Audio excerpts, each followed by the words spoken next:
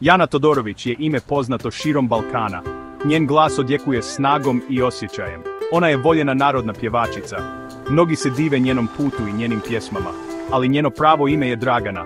Rođena je kao Dragana Stanojević. To je bilo 15. marta 1974. godine.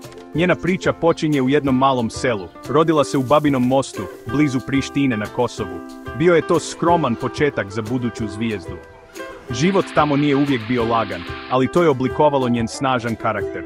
Muzika je bila rani poziv za mladu Draganu. Njen talenat je bio očit čak i tada. Još kao dijete njen glas je bio poseban. Ljudi su primijetili njene posebne glasovne mogućnosti. Sanjala je da pjeva pred puno ljudi. Taj san je postao njena pokretačka snaga. Janina priča je priča o talentu i teškom radu. Ovo je priča o Jani Todorović.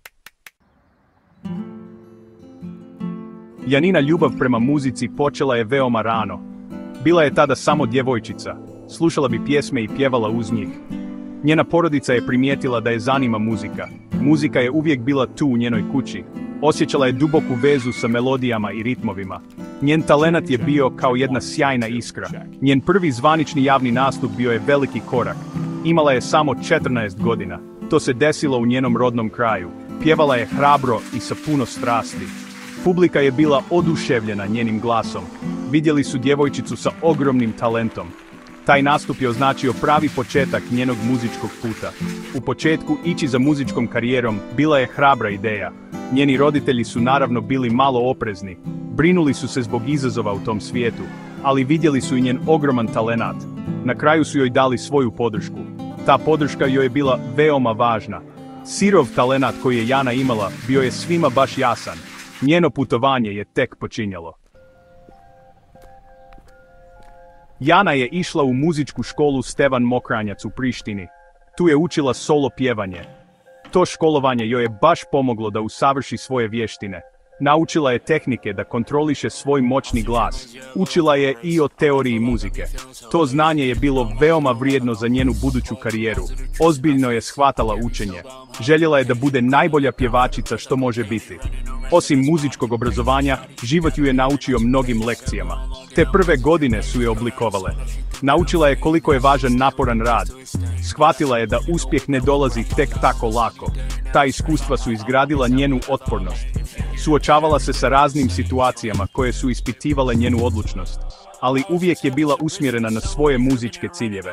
Provodila je mnogo vremena vježbajući. Bila je posvećena da svoj pjevački zanat izbrusi do kraja.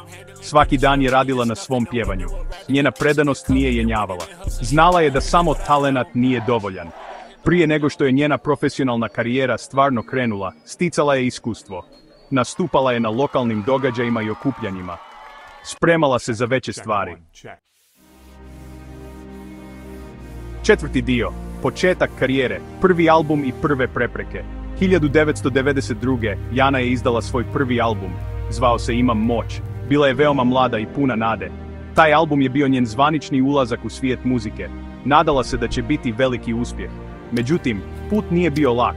Prve reakcije na njen prvi album bile su onako mlake. Nije postigao uspjeh kojem se nadala. To je bio period razočarenja za Janu. Muzička scena je bila veoma takmičarska. Bilo je pravo teško novom izvođaču da se probije. Shvatila je da slava neće doći brzo. To je bila teška, ali važna lekcija. Balkanska muzička scena početkom 90-ih bila je puna izazova.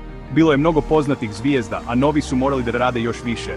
Jana se suočavala sa mnogim preprekama. Morala je da pronađe svoj jedinstveni zvuk i izgradi svoju publiku. Uprkos prvim razočarenjima, Jana je ostala jaka. Njena odlučnost da uspije nije nestala. Naučila je iz svojih ranih iskustava i shvatila da mora nastaviti dalje. Njeno putovanje ni slučajno nije bilo gotovo.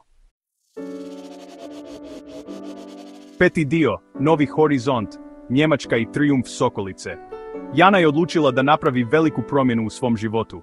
Preselila se u Minhen, u Njemačku. To je bio hrabar korak u nepoznato. Tražila je nove prilike, nadajući se da će tamo unaprijediti svoju muzičku karijeru. Njemačka je nudila drugačije okruženje i šansu za novi početak.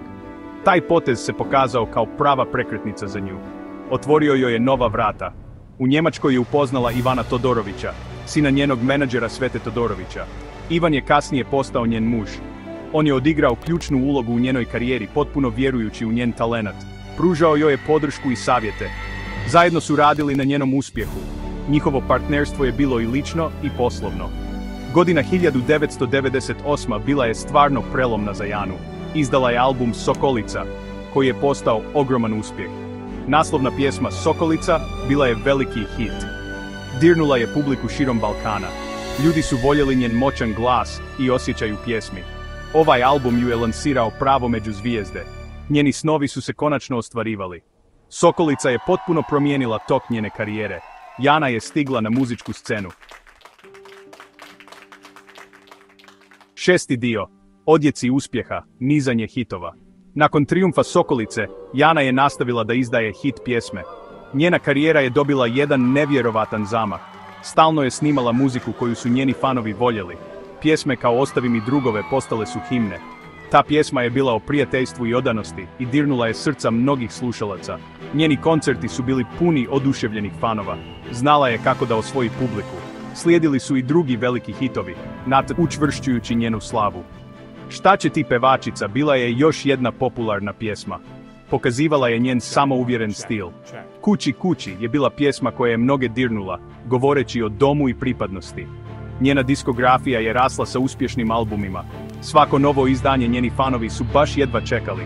Postala je jedna od vodećih narodnih pjevačica. Njen glas je bio odmah, ali odmah prepoznatljiv. Janin jedinstven stil pjevanja bio je ključ njenog uspjeha. Njen glas je izuzetno snažan i ima veliki raspon. Kroz pjevanje može da prenese duboke osjećaje. Bilo da je tužna balada ili neka brza pjesma, pjevala je uvijek sa puno strasti. Ta emotivna veza sa publikom bila je veoma posebna. Ljudi su osjećali iskrenost u njenoj muzici. Dala je veliki doprinos narodnoj i pop-folk muzici. Jana je postala ikona balkanske muzike. 7. dio, Srce i sklad, privatni život, snaga i trajno nasljeđe. Janin privatni život bio joj je kao pravo sidro. Udala se za Ivana Todorovića. On nije samo njen muž, već i njen partner u karijeri. Njihova veza je jaka, imaju kćerku Kristinu Julijen Todorović. Porodica je Jani veoma važna, daje joj ljubav i podršku, pomaže joj da ostane čvrsto na zemlji uprkos slavi. Njena porodica je njeno utočište. Život je Jani donio velike izazove i tuge. Suočila se sa ličnim gubicima koji su iskušavali njenu snagu. Jedan od najtežih trenutaka bio je gubitak malog sina njene voljene sestre. Takve tragedije mogu baš da slome čovjeka. Međutim, Jana je našla načine da se nosi s tim.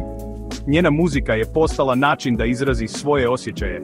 Njena snaga pred svim tim nevoljama je za svako divljenje. Crpila je snagu od svojih najmilijih. Janino nasljeđe u balkanskoj muzici je duboko i trajno. Poznata je po svom moćnom glasu i emotivnim nastupima. Ima baš puno hit pjesama. Te pjesme su i dalje popularne. Ona je i dalje poštovana i voljena ličnost.